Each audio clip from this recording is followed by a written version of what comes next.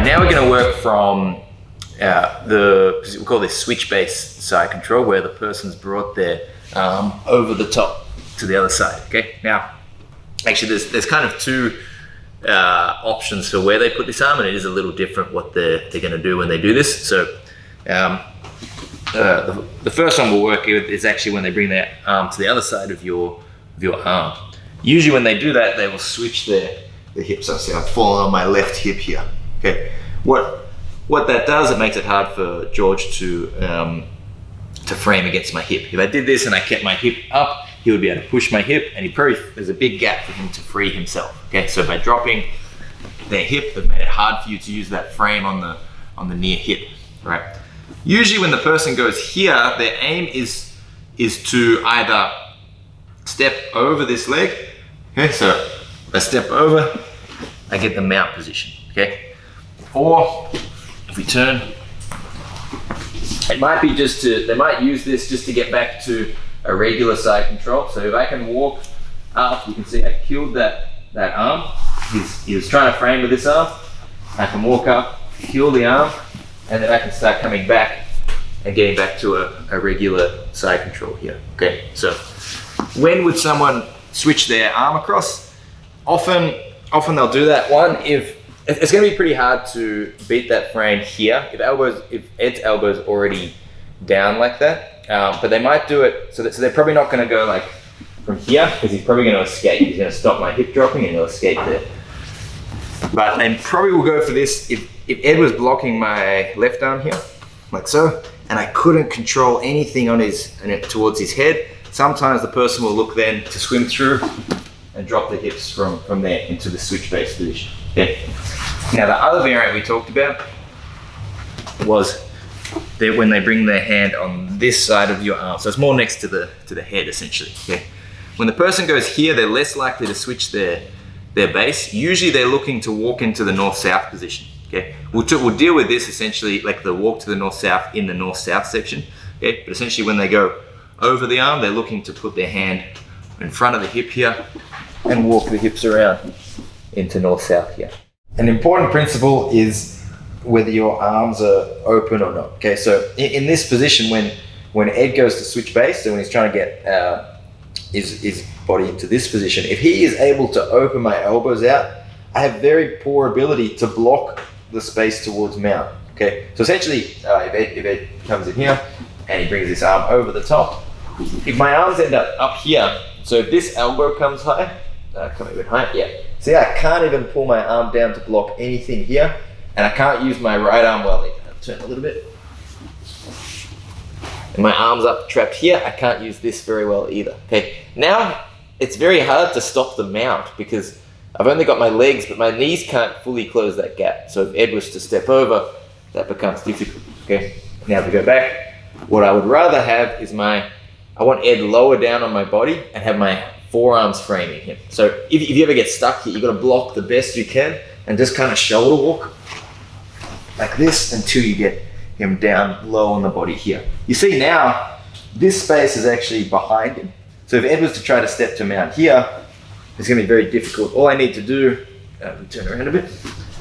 All I need to do to stop that now is pull my right knee tight towards the chest. Okay. Obviously, if this is open, you can still low mount my legs. Okay. But if this top leg stays tight, that's going to be difficult. Okay.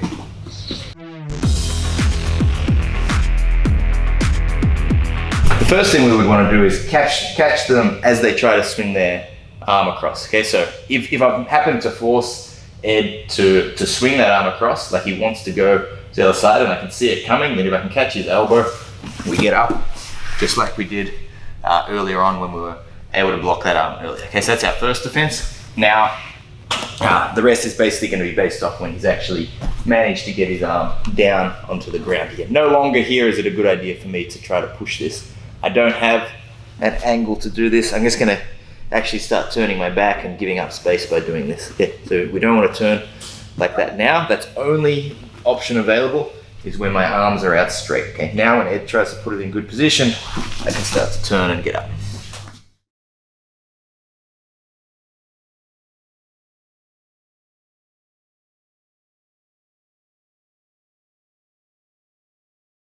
So defense here in terms of recovering is reasonably simple. I need to block Ed from going to mount, keeping my knee up nice and high. Block as much as I can, like dropping my elbows down as low as possible. And I'm gonna shoulder walk the best I can till he's low down on my hips. Okay. What I'm gonna do now, so I'm framing kind of either side here.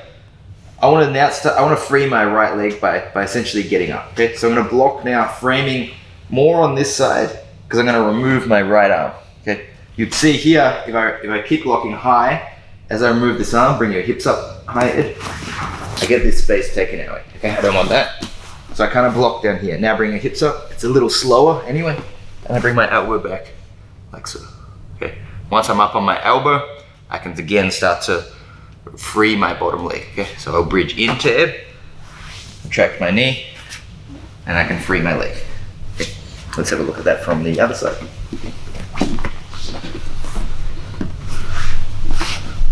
Knee comes nice and high, walk back as much as you can, block a little lower. Okay, pretty quick with this motion, right? You don't want to take too long with this. As I block, I'm getting up on this arm. Okay, bridging off my left leg into him, retracting my hips and shooting my leg through. Okay. A very common reaction there is as soon as Ed realizes he starts to get low, he'll often try to bail back to a regular or a different type of side control. So it's rare that you'll get all the way out to the back like that, but that's what we're looking to do.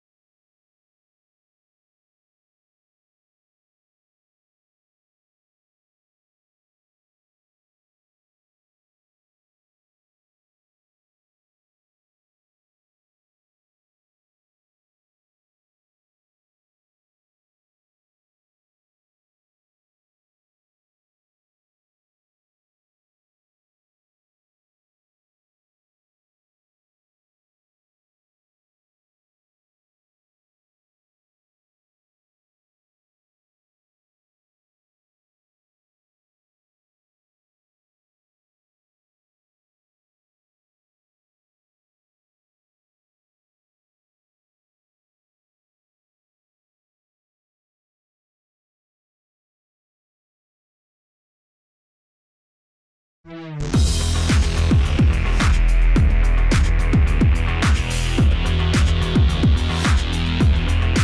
right, now we're going to talk about preventing them going towards the north-south. So this time Ed's got his arm across body, but it's over the top of my arm. Why is this good? Now when he works towards north-south, so if you walk towards north-south here, this arm can't really push him away. You see that? In fact, now if he lifts that arm up, he can start to attack. There's submissions he can go on this arm that he looks towards catching. Okay, so usually when someone comes over that arm, they're looking to go towards north-south position. Okay, if we go back. So if I can, like if I saw room to, I'd be careful to like dangle this arm here because you can already start to catch a submission. So don't have your hand dangling out in this space. It's either going to be like tucked in tight against the arm, or ideally I could actually, if I saw space here, I'd pummel it through this gap and frame. Now we're back into our previous move that we did before. Okay, so if you get a chance to, from here, I start to pummel back under. But just be careful, like if there's no gap, I don't want to get it stuck here where it grabs my wrist and I get in trouble for submissions. Okay, so I'd only do that if I really saw space to use that. All right, most of it is actually now going to be about expecting him to move towards north-south, and I'm going to try to counter him in as he goes there, or at least get good position as he goes towards north-south. All right. So let's turn here. There's an important factor. All right. Has he beaten the line of my arm or not? Okay, this is what's going to determine what sort of recovery I do. If you bring your hips back over my arm here, okay, now he's going to get to north-south.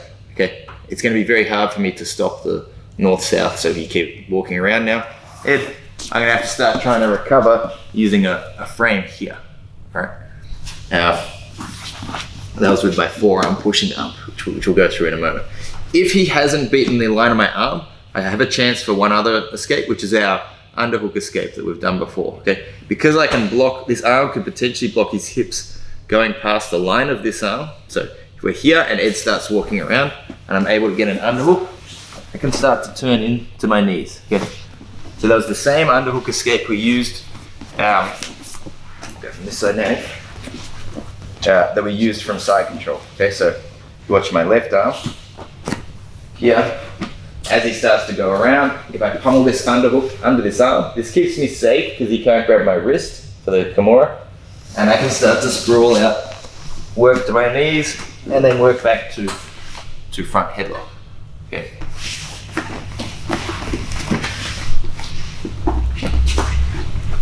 If he's trapped the arm too well and you can't, or he's kept the space really tight and I don't see space for an underhook here as he walks around, I can't do that, okay? So don't turn to your knees while this arm was trapped, okay? If he's walking around now, I'm gonna accept it and start trying to get my right arm frame, okay? So let's talk about that.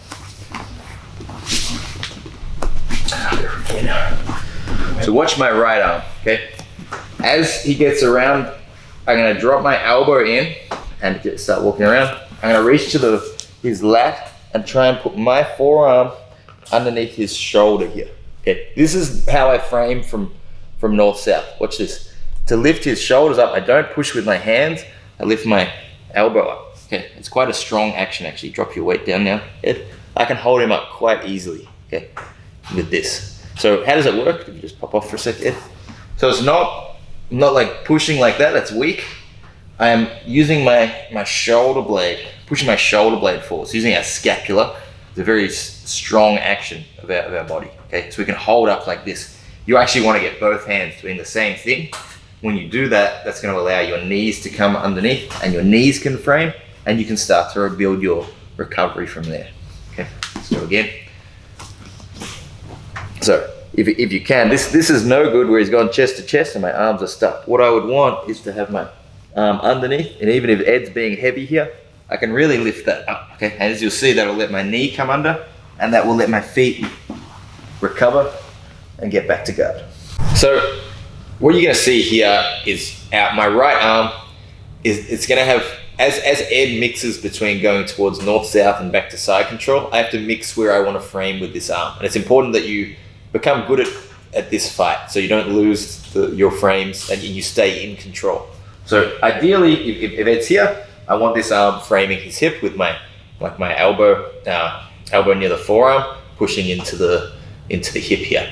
As Ed walks towards north-south, I want to be taking that elbow to my ribs and then framing up. Okay, it's very hard to see that. It's because it's on a different angle, but as I go here, I drop my elbow to my side and it pushes up to elevate that shoulder. Maybe just turn a little bit here now, Ed, so you can just see from the other side. So you watch here, I'm framing his hip, you can't see that, but as he starts to come around, I drop my elbow underneath, grip onto his lat, and lift my elbow and forearm up here. Okay, it's not with my hands, it's with like my elbow near the forearm. Okay, as he goes back towards side control, it needs to come back to the hip. Okay, otherwise you'll lose that frame.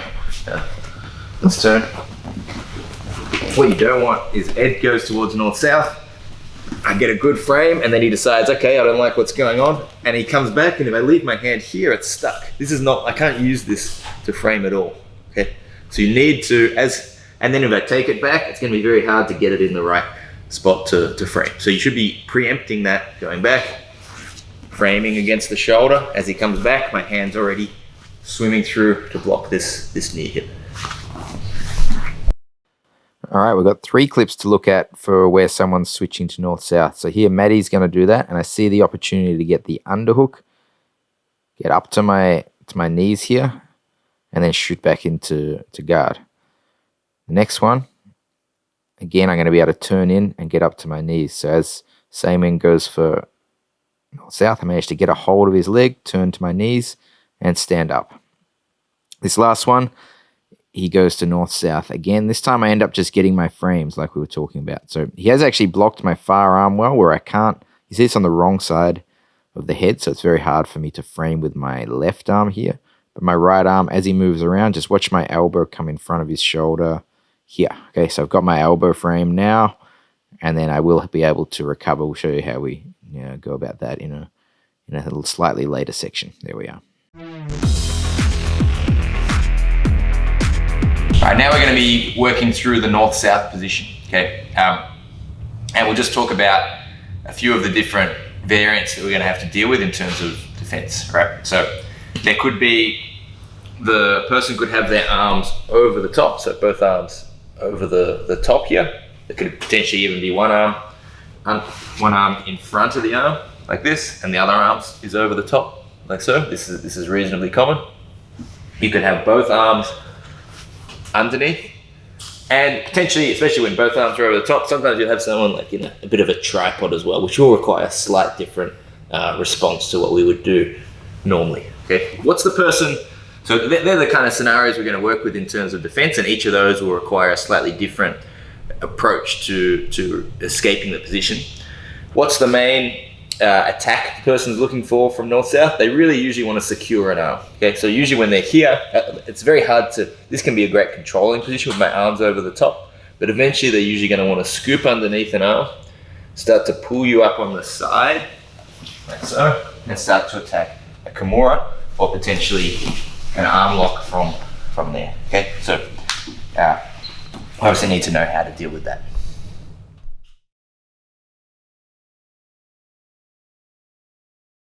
Defending the Kimura, let's just first talk about this. I basically don't want to let Ed get in this space between my elbow and my body here. So if I can keep my elbow tight, if he tries to get through that gap now, that's very difficult to secure the Kimura grip. Okay, so I want to actually keep tight like this. But often as you start to push, as you try to escape, I try to push away.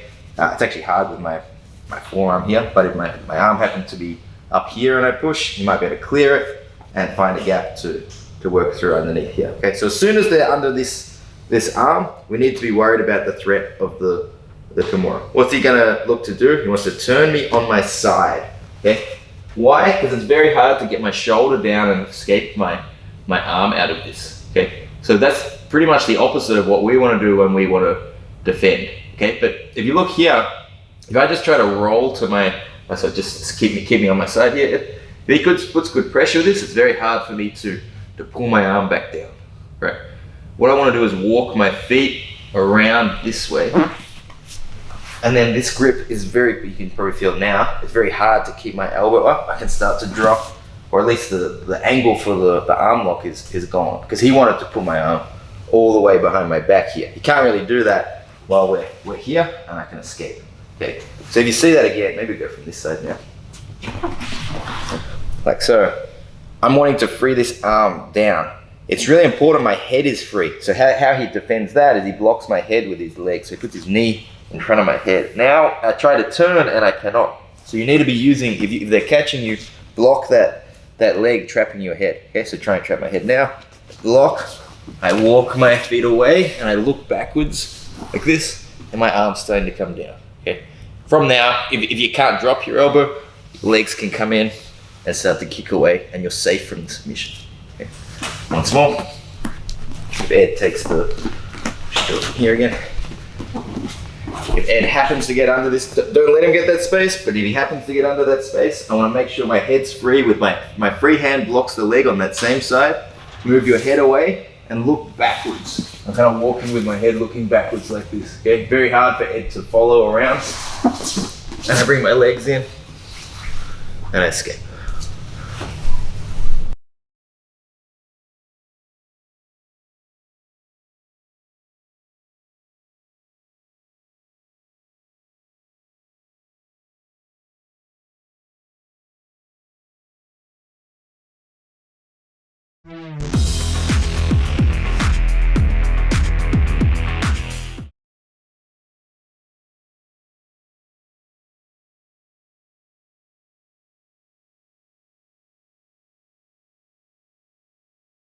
Now let's talk about ideal positioning of my arms. Okay, so Ed's in the north-south. I want my grip over the top of his back, not here. This is a weak, I can't push very well. I actually want it like connected and then I can kind of I'm using my grip and my shoulder blade to lever up on the shoulder here, okay? Now, so look at this. We talked about the Kimura as the submission as a wrist here. He cannot grab my wrist, okay? He tries to, well, not from over the top anyway. If my hand's here, he can grab my wrist and he can work underneath this arm, right?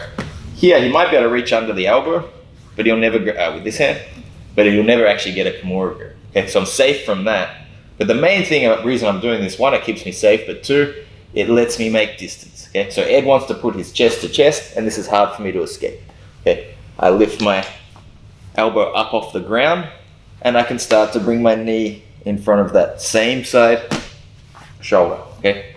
Like so. Right. Now I actually want ideally both hands are here, okay? So ideally I get both hands with my elbows pointed forward here. Ed can try and put all your weight on me, Ed. Okay. I can always lift his shoulders up, okay? Swing your legs back, you get one leg or two legs, okay? Right. This is now excellent position. Once my knees or my shins have taken control of the shoulders, my hands are now free to assist in escaping further, okay? A simple thing to do is reach across the body and start to spin yourself back. And what you'll notice is as you spin, your feet will end up crossed over, we frame, and take them square on again. Okay. This is the simple way. I'll show you a slightly better way in a moment. I say better, more common against someone who's defending well. Okay. But again, heads in nice and tight. I've got my forearms here. Okay. Lifting up with my shoulders, knees both come in front, and then you take one arm, whichever side you can reach, across body. So it's my right arm going to his right hip, or it could be left arm to left hip. Okay. Once you have that, your knees stay in the middle, and you twist yourself away. Okay. Now that we're here, we frame, and we put our feet back in front towards guard. A more common one to use is to actually pummel your foot through. So what we're going to do is we use our arms to frame. You see that makes a little bit of distance. I get my knees in, or even just one knee, okay? And once I get that knee in, if you can lift your hips, you have to have, not a lot of strength, but you have to have enough strength to be able to curl your hips up. Some people struggle with that, and that's this movement you really want to develop for jiu-jitsu. There is another way we'll go through in a moment, but this is ideal, okay? My knee comes in front, and I push up, okay? See that?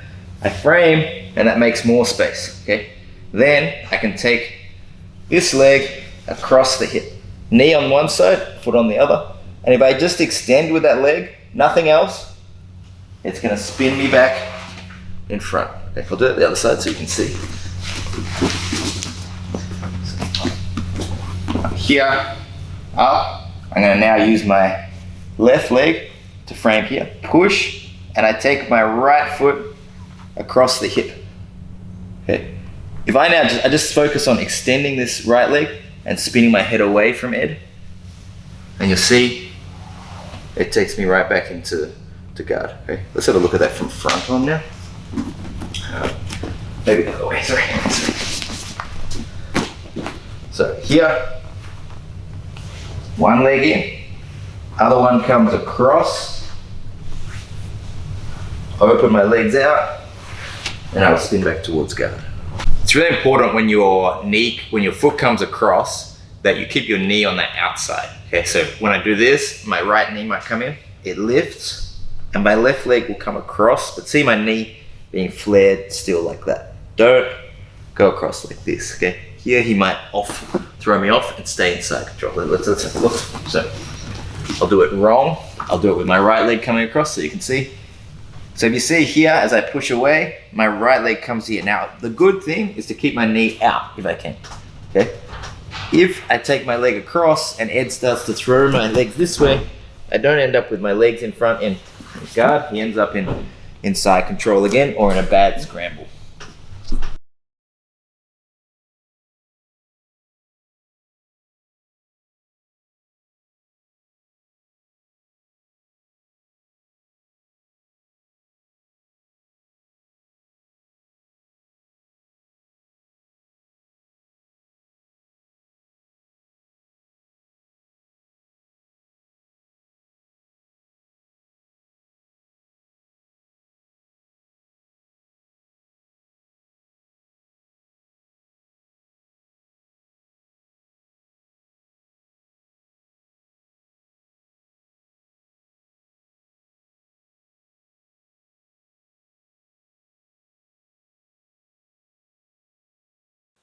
In this clip, you'll see as Seaman goes to north-south, I managed to get my arm frames in with those elbow frames, and once I do that, I can get my knees underneath the shoulders and then get my legs back in. So you see he starts walking around to north-south,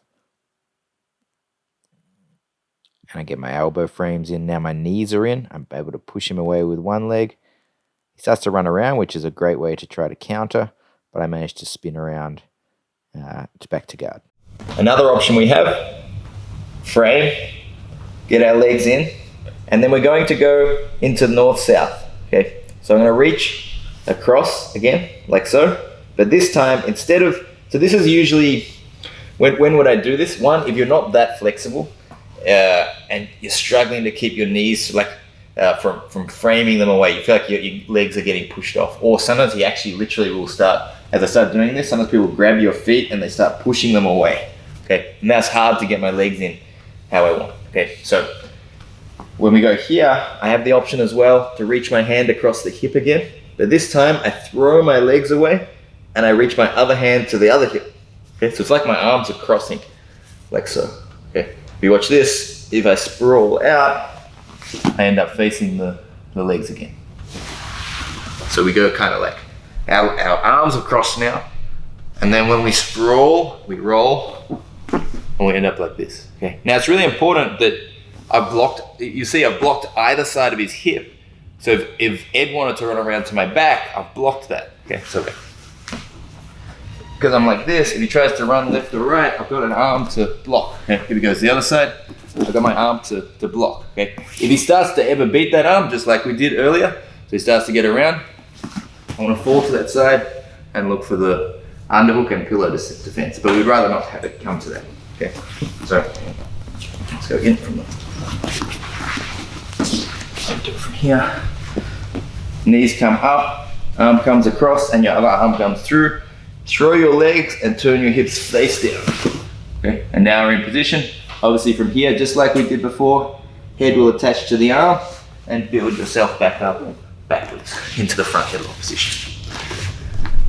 So you really want to have those arms in that position. What I don't want to do is go here and then I just start to turn. Okay, see how I blocked the hip? If Ed wants to take my back, he will take my back, which we know is a worse position than being under north-south. Okay, so don't give your back pretty much at all times. Letting someone establish a harness like this is going to be worse than being under north-south.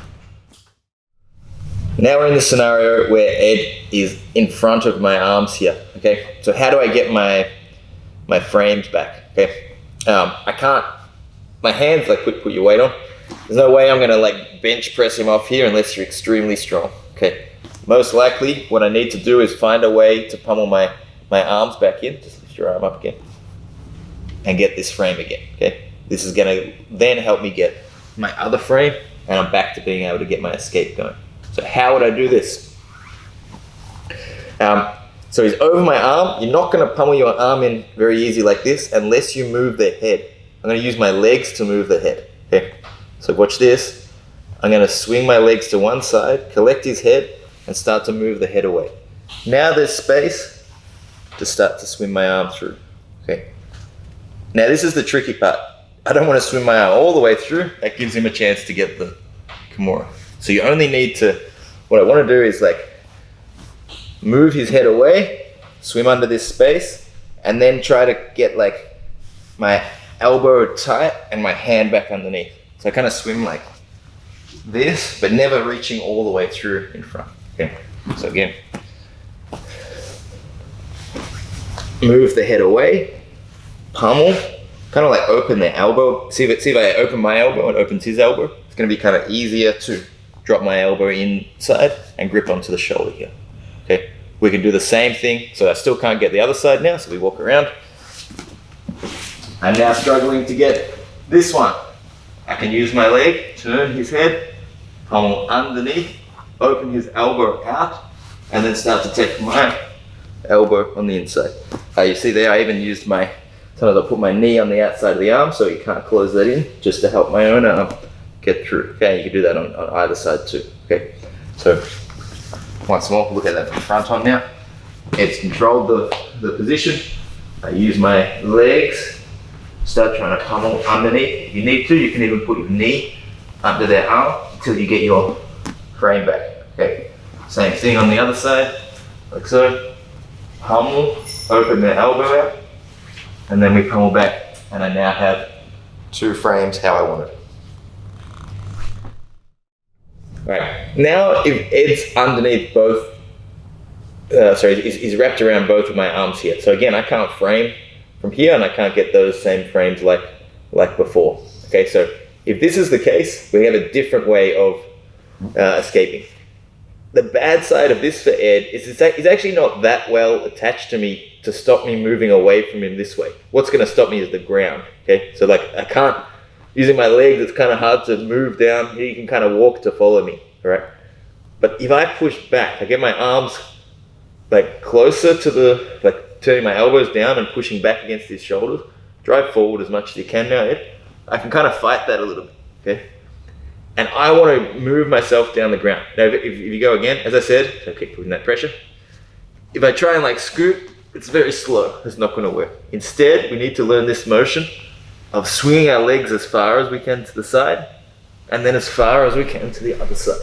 See how I'm pushing back against him? And notice each time I do this, I turn in on my side, I'm starting to make space. And I can recover. Okay, again. Ed's staying nice and tight. I push back against him. I swing my legs to one side as I go to the other, not just side to side, but turning in on my side and lifting with the top arm up. Okay, that's really important. Now, as I do the same thing on the other side, it starts to escape my head, and immediately I want to be blocking the arms and try to get my legs back in. Okay. So it'll look like this in reality. It's putting a lot of pressure. You gotta stay tight. Yeah, good.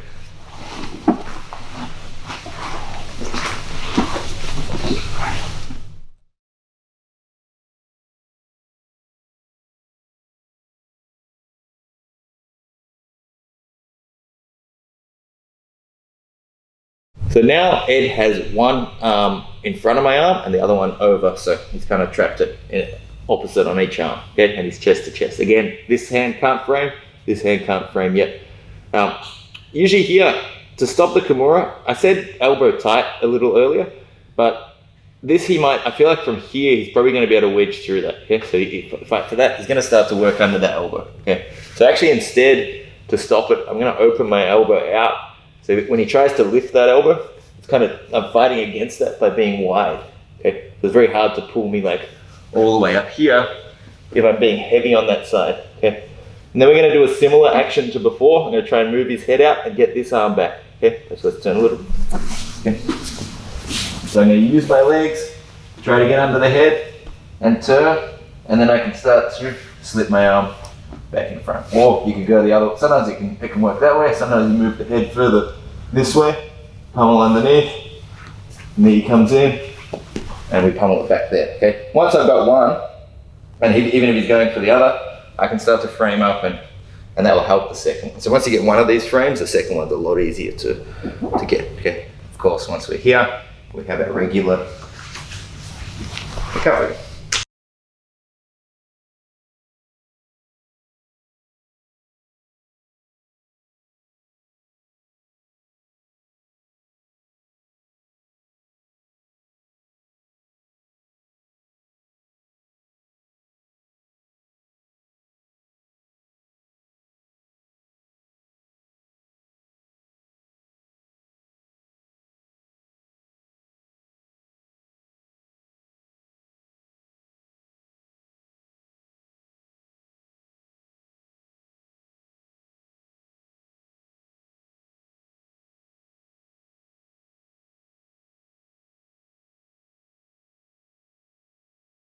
Yeah, good.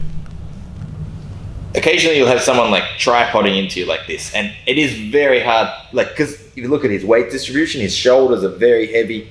Yeah, you're not going to get underneath and like elevate the shoulders, okay? So there's the two options, okay? I can spin to my knees again. I said, like, ideally we catch both legs like this. You can sometimes catch one leg. If you hold one leg tight enough, it will stop them running to your back. So you go again, head. Sometimes if one hand goes to the ankle, you can curl yourself into it, but it's a little more dangerous than going for both. Okay, so preferably aim for both. So if he's up tall like that, forget about the shoulders. We're gonna start to like turn and start working to our knees from here. Okay. Also, if you've got the flexibility for this, the leg pummel can still work. Okay, so the head goes into that. Again, I can actually just hold his hips up, try and keep his hips here, and try and swing my leg across the hip. Okay, again, across the body. Once I'm here, Ed really will want to let go. Otherwise, as I spin out, like I'm going to start facing him again, and I come into like a good close guard or towards the back. All right, in summary for defending the north-south position, Ed, as he's trying to transition, I already want to look to get my grip. So if he's in side control, ideally I'm starting to get my arm in and my other arm in, so that when I get these frames, I've already got good position. Okay? These are the frames that I want to get. Okay? If I have these frames, knees come up, and then we can keep our knees in and use our arms to spin. We could push more with one leg, free your other leg across the hip, spin back, or you can spin into the legs. Okay? Generally, the less flexible you are, the more likely you're going to want to turn to here and start coming up. Then we just have strategies to essentially get back into any of those escapes. So if Ed happens to be chest to chest, for example, if he's in, actually this is slightly different, but if he's in front of my arms here, I block him coming forward and I use this pendulum motion with my legs, and every time turning on my side, okay, moving until I can push him away and recover my legs. If he's over the top of my arms, okay, now I have to work to get my frames back. I'm going to be using my legs to turn him away to start making space. It can be either side. Sometimes you move the head this way and it creates space on this side. Sometimes you move the head this way and it creates space on this side. Okay? Once you get your arm in, the aim is then ideally use your knee to assist and get your hand in back into position to have the frame we want. Okay, same thing on the other side. And now we have position to recover just like we want.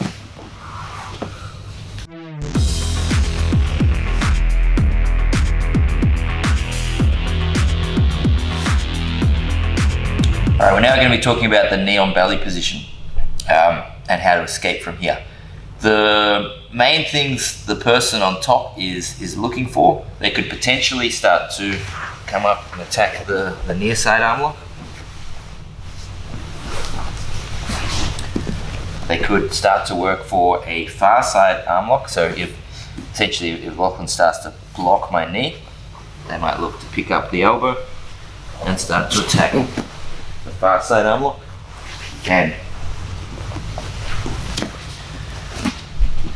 otherwise, they might use this to start to try to turn the hips and start to come in towards mount.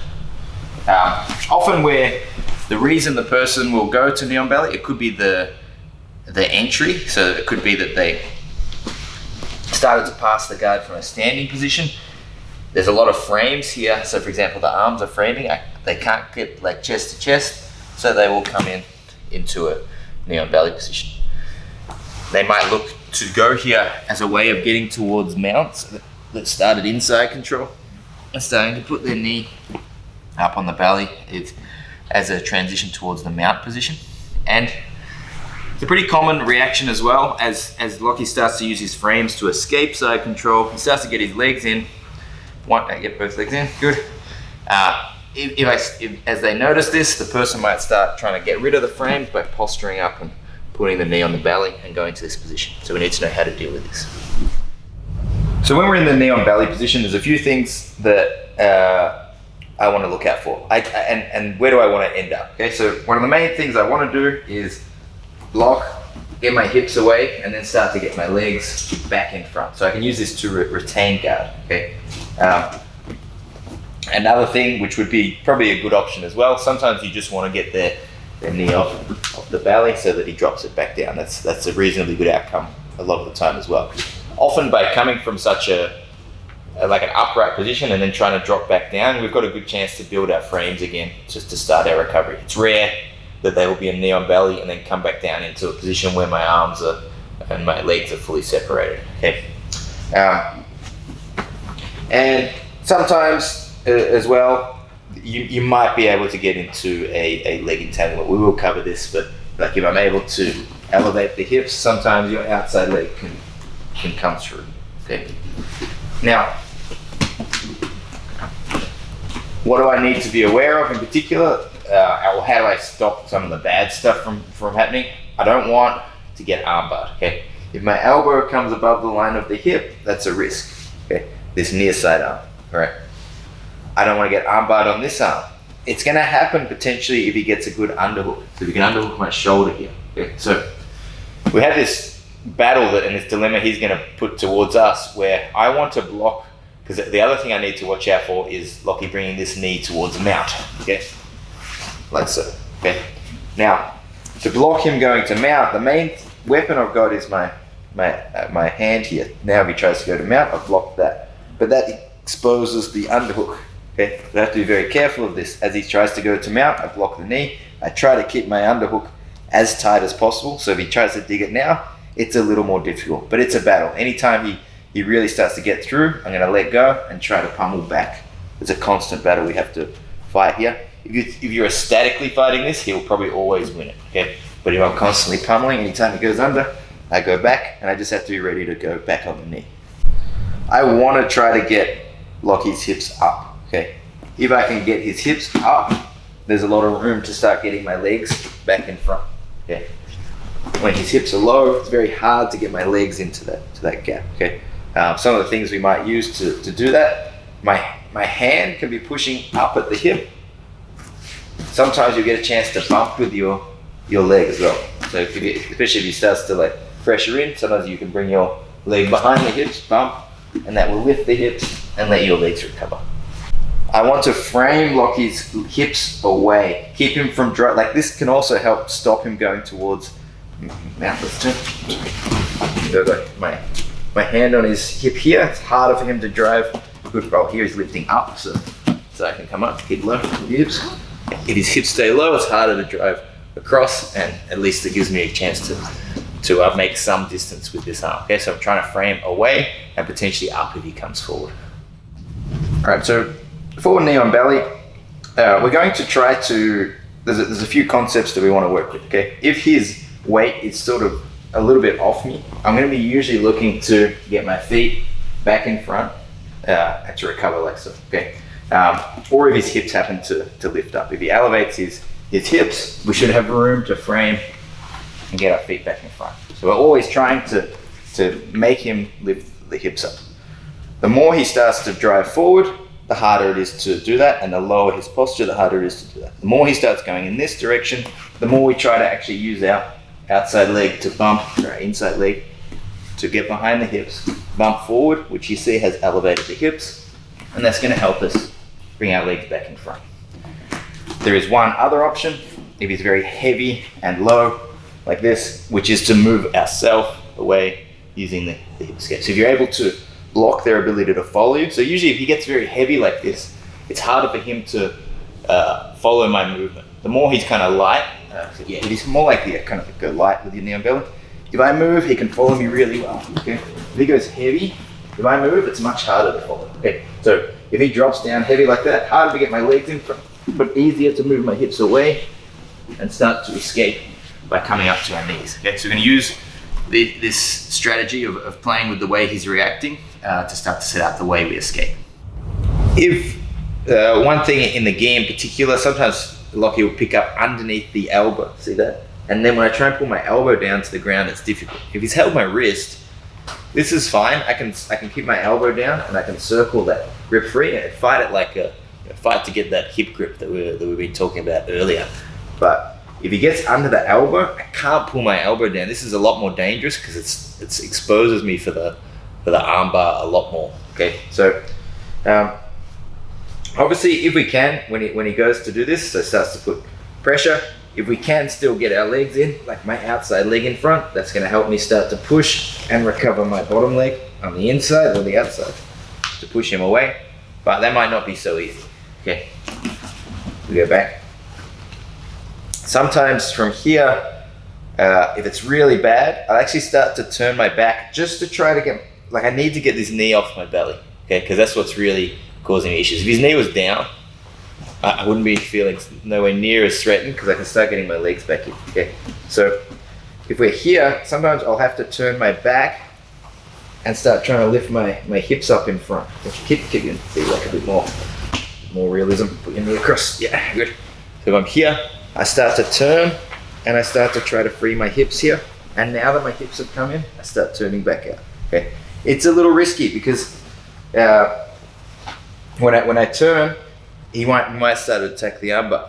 The thing that I've got saving me a little bit is, if we look at where this knee is, to get the armbar, there's a big gap between his knee and my armpit. If he was to sit back and try and swing his leg over, I can put my elbow down as he goes to do that pretty easy, okay? What will be a problem if he brings his knee into my armpit? Now that my arm is stuck, okay? If we go back, when I've turned my back, so I've kind of exposed my arm, but I've blocked that knee, okay, here. Now I start to try to free my hips in front of the leg, and I can start to turn back. Okay, so I've sort of blocked that knee from coming up into my armpit. If Lockie, like right now, he's kind of pinning my hips down to the ground because his hips are low. If he were to start to bring the knees high, I'm now gonna bring my legs up to bring it underneath the hips, okay? So you gotta like circle your legs in and push away. Now there's no armbar because my knee is gonna keep my elbow free from the line of his legs, okay? This is okay, actually ideal if you've got the flexibility to do it. If you pick this up again, would be to bring your foot like through the gap because now I'm entangled with the leg. But anything, just the knee in front is enough to save me, okay? So as soon as he comes off the hips, your feet should be coming back up. Let's just, so like he's got weight on my hips, I can't lift. As soon as he comes higher, my legs should open up and start trying to wedge into that gap. So the first escape we're gonna do, Lockie's put his knee on the belly, his hips are low. I'm gonna try to just hip escape, okay? It's very hard for me to push him off me, but I might be able to block him in space, okay? So he's here, I use my frame against the hip, frame against the knee. It's hard for Lockie to move in this direction. I'm gonna start to move my hips away, and I can get either leg in first. My right leg might come in front of the hip first, or sometimes my left leg, and then my right leg, okay? Once you get here, you bring your legs in front, okay? Very often when you get to there, the person will start to bail, okay? They'll just go back down to side. Like often when I start freeing my legs, he'll drop down because he knows he's in danger. If he stays up, I'm gonna start getting my legs back and I'm gonna recover. Posture up. Okay. If he's got a more postured stance, when I do this, often they'll start looking to frame the shoulder, get my foot back in front of the shoulder. Okay. As soon as you, there we go here. Once I have enough room, as soon as I frame this shoulder, very hard, even if he puts his knee back in, very hard to stop this foot coming in front of the shoulder, kicking him away, and recovering my guard. To counteract me hip escaping, Lockie's gonna have to put a lot of forward pressure. Okay, actually let's turn a little this way. I'm gonna have to put a lot of pressure this way. Okay. So now what I can do, right knee, as he drives across, right knee, I probably won't open my elbow like this to counteract it because he's gonna take that underhook. Okay, so I'd rather just keep this tight. Right knee is gonna come under and bump this way. See how that lifts his hips up in the air? So drive good forward pressure, drive him across. And now look, either my left foot will come in front or my right leg will come in front. If I essentially lift my legs back, both feet can come in front. Or you could start to kind of push off and kick away too. There. So, again, look from here. Lockie's driving forward. I use my knee, bump, and I get my feet back in front. Sometimes you get your grips and you start hip escaping, but you realize you can't, like there's just no, he's still quite low with his body and I can't get my legs in. From here, I'm gonna keep walking my legs away and start trying to turn to my knees, okay? So basically going to like keep hip escaping and doing a sprawl out just like we do as an underhook escape from side control. Okay. So again, going here, hips start going away, head comes in front, and I roll to my knees like so. So often on the entry, if someone comes into knee on belly, if you can keep their hips elevated, you want to actually spin yourself to north-south and you can shoot your leg through. This is a little bit complicated, but it's actually probably the one I use the most, so I'm going to show it, okay? If we're here, Lockie starts to come into knee on belly, I keep his hips up, okay? Now here my legs don't work too well, but if I spin my legs away and bring my head inside, I now can bring my outside leg, or my back leg, through this gap, and now I'm entangled with the leg. He's not going to be in side control or knee on belly anymore. Okay. So again, go back, this side, Lockie comes around, I keep his hips up, bring my head to the inside, and my outside leg shoots through.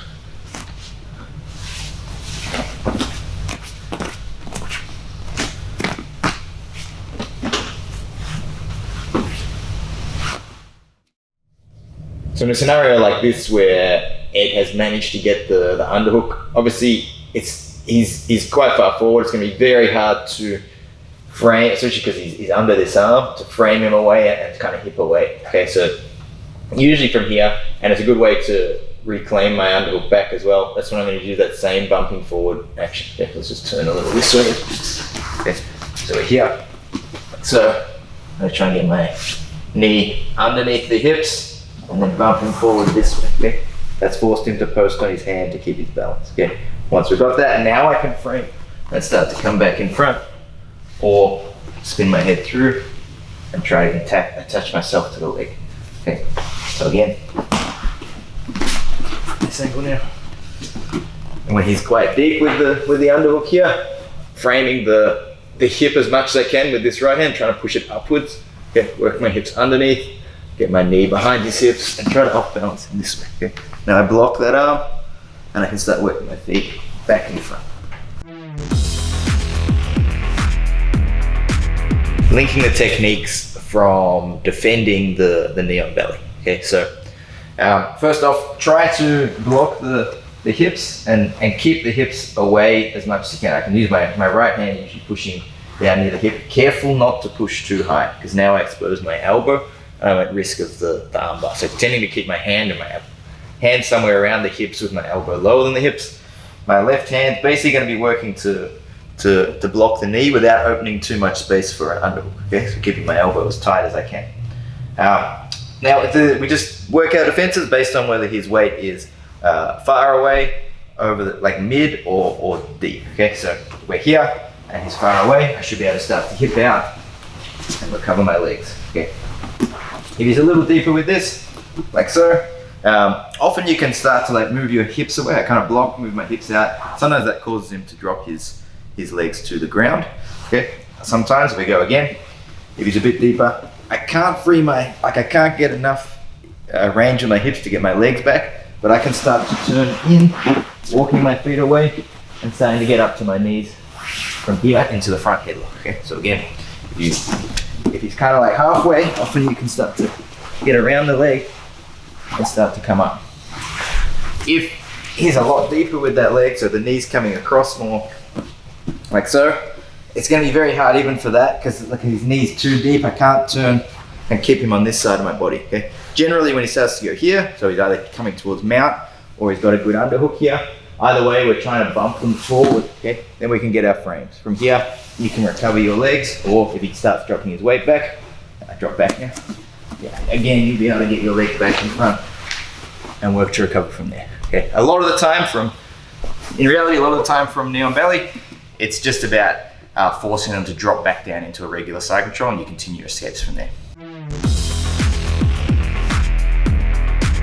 Linking the techniques to escape the different variations of side controls. This will be a bit of a more complex one once you've got the skills for each of the individual positions. Okay, so now if you can, as it starts to pass, I try to get all my frames in front to prevent him getting side control and I recover. Okay, then we're going to work from, if he happens to get the standard side control, so cross face underhook, I work for each of my 4 frames. Okay, so let's turn a little bit. to get my right arm, I'm tending to swing my shoulders away and block. It can be a frame on the forearm, frame on the hip with my forearm, or you can be your arm stretched out like this using your palm. With my left hand, I look to get my hand underneath the chin, gripping on the shoulder and lifting his head up. To help do that, we can often bridge and pummel. With my left leg, I'm gonna want that, I'm gonna want to get that in and up in front of this shoulder, ideally. Okay. Sometimes it will block the near hip for a moment, but we eventually want to get it in front of this shoulder if we can. And with my bottom leg, I want to get my knee inside and be extending away to stop him from closing the gap on the hip. Right. So any of these that we can work at any time, moving the head, helping to get our bottom frame, coming back, and building our frames to escape from there. Okay. Now, what will often happen, one very common thing, if you turn this way, is when I frame on this hip, this is probably the most common thing, Ed will switch his base. Okay. Now, I need to drop this frame down to the bottom part of the hip, not the top part of the hip, because he can control my elbow now. Okay. So when he switches, I go lower, like so. I can still get this frame. I start hipping out, and I can try and get my bottom leg through, or I can start blocking this far arm if it's accessible. Okay. So he's not cross-facing heavily. Once we've got that, if we get this far arm, we're now in this Kesugatami type position. I start to get up, work to free my bottom leg. If he happened to switch the arm over the top to the other side, then we're gonna follow it, get up, and scoot away. Okay. If you go back to that Kesugatami, sometimes they go over the head. So here he's under the arm. This time, sometimes the more judo style guys will grab around the head. Okay. From here, we've got a few options. I don't want my elbow in the middle again. I don't want my elbow down, or if my elbow is in the middle, I need to connect my hands. Okay. If I'm here, I connect my hands, try to work as in line with his body, because now I can bridge and come over the top, go back. Or I try to suck this elbow free, swinging my legs up, dropping this elbow down, working my head out to the back, and lastly, if we can walk our hips in, catch that far leg as a hook, we can now drive in and work out to the back with that. Okay. If we talked about Ed sometimes switching this, when I block this arm, he'll sometimes switch the arm over to the other side. Sometimes you miss your chance there, and he actually manages to land here. Okay. Well, I want to get him as low down on the body as possible, so block, shoulder walk until he's low down. Get up on my arm, hips up, and start shooting my leg back. Some other variants, so Ed might start walking towards north-south. If he starts doing that, so that's another reason he might put this arm over, I want to be ready to take my arm from this hip, because it's going to become useless if he keeps walking around. Start to lose that arm, okay? So I want to go from this hip to start walking it, to bring it underneath the shoulder. Okay, so let's turn. You probably didn't see anything there. So from this hip, as he walks, I go under the shoulders, I try to elevate his shoulders, knees come up, lift, cross the body, and we recover with that. Okay. If he manages to establish north-south, let's go here. Now, we look at the different variants he can have his hands in. So ideally, again, I want my arms here. If he's through that space, then I can start trying to move his head and start pummeling back. Okay. Once we do that, we can start getting one arm in, and we do the same thing on the other side and get the other arm in. Okay, then we can get back with our knees in front and recover, like so, or like we just did before. Or sometimes when you get this, you get a chance now to put your knees up, cross your arms, and spin towards north-south here to come up into the front headlock. All right. One other option from here, sometimes his arms are underneath. Okay, this is when he's trying to set up the Kimura. Okay, so we're going to block his shoulders, swing our legs to the side. Each time we swing, we push with our top shoulder to make space, and then eventually we push away and swing our legs back in front. Okay. And then the last side control variant is the knee on belly. Okay. If he's got knee on belly, you basically, it depends how far forward his weight is. Is he kind of off me, in the middle, or too far forward? Okay. If his weight's off me, I'm blocking the hips, moving my hips away, and trying to bring my feet in front. Okay. If he's a little deeper, I might try to do the same thing, but if I can't make space, I might lock the hip and turn to get to my knees and get up from here. And if he's too far forward, then put weight down. Yeah, good. Then I'm going to try and bring my bottom leg underneath, bump him out to the side, and then I can get my legs back again from there. All right, let's have a look at some clips of escaping side control. So the first one, I'm here with Matt. Matt has cross-face underhook, and I'm going to work to try and get my frames. That's what we always try to do. So my left hand comes underneath the head, grips on the top of the shoulder. My right forearm is already framing the hip here. And as a response, you see Matt's moved quite low down, which is a smart response, because staying up would allow this, like my left arm could frame his head up and away from me. By moving his head down lower, I've lost like any good push with this frame. He's not quite in the position he wants, but he's still got something to work with. So I'm just going to keep that frame there for now and start trying to work my hips in position.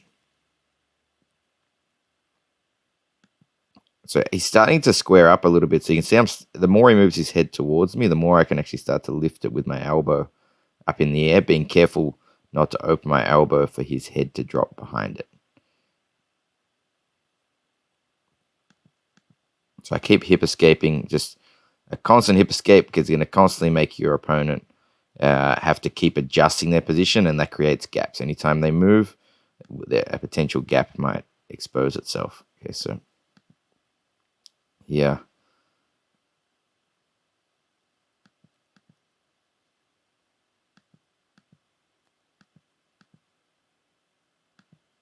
Now I managed to get my left leg in. So by hip escaping and continually working these frames, I've now got my top legs actually come in very shallow in front of the hip. And I believe I'll get it a bit higher in a moment.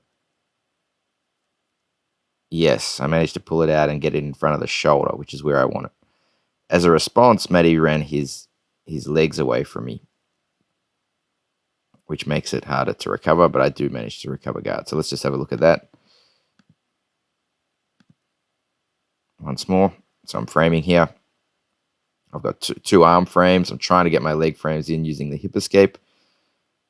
And I eventually do see my top legs in for a moment. I bring it in front of the shoulder. That makes more space. As he runs around to north-south, I'm able to sort of just get enough of an angle to bring my legs back in and trap his leg in the half guard. We're going to go again.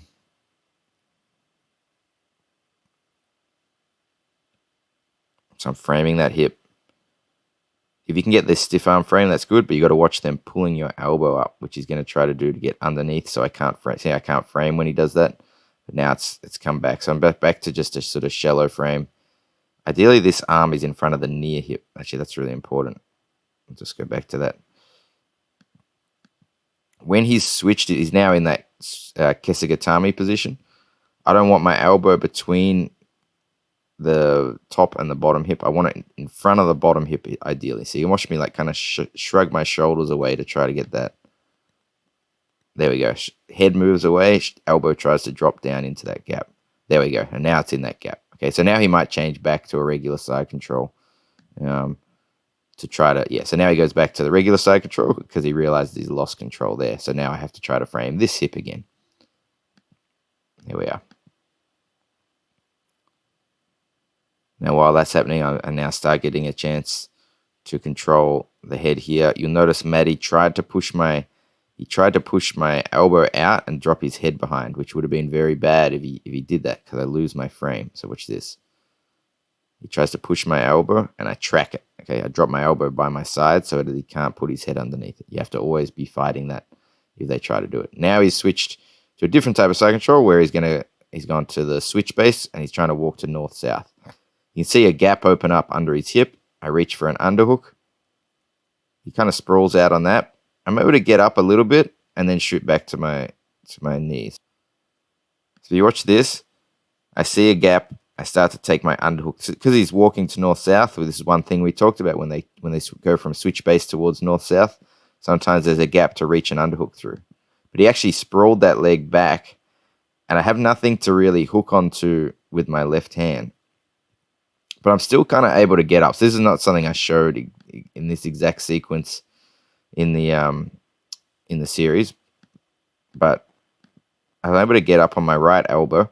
What I would have to be very careful with here is Maddie could try to take my back. Okay, it might be, I guess why I was confident in this scenario is that his hand is right underneath my body. He would have to take that hand all the way out and swing it around towards to get a far side underhook. So it would be a long distance for him to cover to take my back in this particular scenario. So I feel a bit more confident getting up to my knees. All right. See how this arm's still underneath. He would need to take that over the top. And I don't try to give him time to. As soon as I'm up, I take my bottom leg and shoot it back through. So now I've got like a bit of room to take my leg back through into guard. There we are. All right, and this one I'm rolling with same in. Before this, he'd actually done this kind of strange arm trap thing, which was kind of a bit unusual. I thought not to include that just because it kind of took a while to free my arm and eventually escape, but it's not a common thing that you would encounter, so we won't go through that one. He is trying to do it again. He's trying to take my lapel and trap the arm. But let's have a look. I've got a frame on the hip, a frame on the head, and here he's come up on knee on belly. So again, people will, when you come against someone experienced, they're going to give you different reactions to try to counter what you do. So they're not just going to accept that you're going to keep building your frames and get back to side control. So Samen's answer to my two frames, or even my hip frame, is to come up to knee on belly with his right leg. You can see I'm framing his hip. Okay, he's dropped back down now. I've still got my left arm frame, right arm frame, and he's going to come up into knee on belly again in a moment. Okay, as I start trying to escape, I'm starting to hip escape, he starts coming up to knee on belly. Here we are. All right, and what's actually going to get me out of his knee on belly is he's gonna see how far forward he's driving. So it's going to be very hard to like escape this by pushing him away from me, like out to where I'm putting the cursor here. I'm not going to push his weight out this way. I'm going to kind of end up off balancing him by out towards where I've got the cursor here, out towards my left, off balance him there, and that will give me the room to get my legs back in front. So right now I am trying to frame still, and he's actually holding, like he's committed all his weight to hold that leg, so I can't bring it back in front of his body. Okay, so I'm trying to bring this foot in front. I'm actually making a good amount of space with my arms now. I'm careful not to put this arm too high. See my elbow's still below the hips, so I don't get armbarred. If he gets this foot in front, I'm in trouble. So, sorry, if I get this foot in front, I can start to recover. He knows he'll be in trouble then, so he's pushing on my leg. He's committed his weight forward, so I'm going to actually kind of throw him off to the left a bit. Ready? There, okay. He's lost his balance, okay. So he basically overcommitted his weight. And then as he tries to recover his balance, I'll get back to guard. I'll get my legs back in front. This one's nice and quick. Samen this time decides to go towards north-south right from the start. So he brings his right arm over the top. Left arm's going to go towards the hip. And as I sense that, I'm starting to get my pillow defense. See, I'm bringing my head in. Now I've got my head towards my arm here, and I've captured his leg with my left hand. So I'm basically going to do the underhook escape to my knees here. And I'm going to swing myself. As he's walking around, he's giving me the angle. You just have to, if you're going to do this escape, make sure you're on the leg. If I lost the leg, if this hand wasn't holding the leg, I would not continue. This hand can hold this leg, or even better, it holds the bottom leg, but I missed that. I would not continue because he's going to run around towards my back. But because I've got his leg, he can't actually take my back. That's why I'm continuing to get up to my knees here, and I'm out of position. I believe we do one more, and then we'll look at one more scenario after this.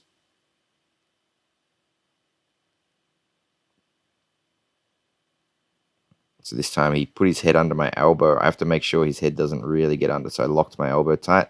He's gone back up to knee on belly.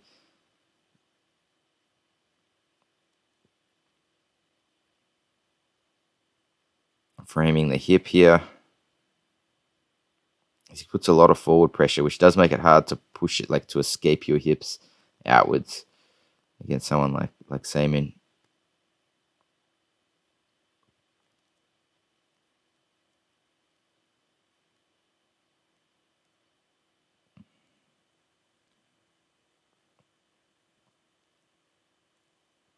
So I'm just using my frames now, trying to alleviate some of the pressure and find a gap. I'm trying to trap his leg in the half guard here, which I think I actually have now. Yeah.